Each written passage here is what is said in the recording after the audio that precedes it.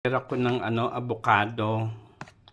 Yung binili kong avocado tsaka yung binigay nila Janet na avocado pinagsama ko. Kaya may sira yung yung binigay sa akin. Hinaluan ko ng chia seed.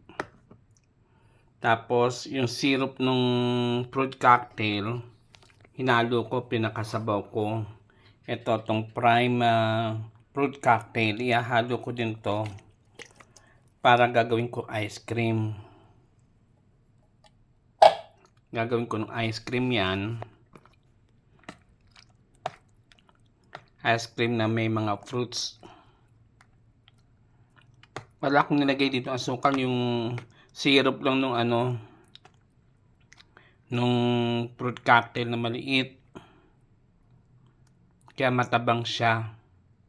Hinaluan ko lang ng chia seed para maya maya ilalagay ko sa ref.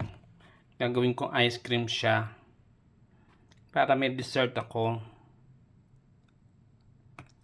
Namitas kasi sila ng ng pinya, ng avocado.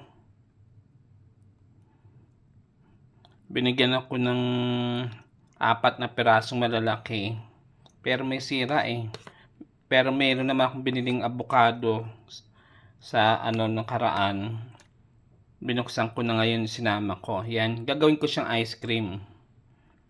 So yan, ice cream with fruit cocktail at chia seed. Wala kinalo diyang asukal or powder milk lang.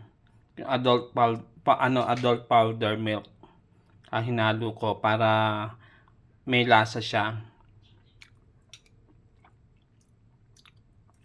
Tabang lang siya pero okay siya.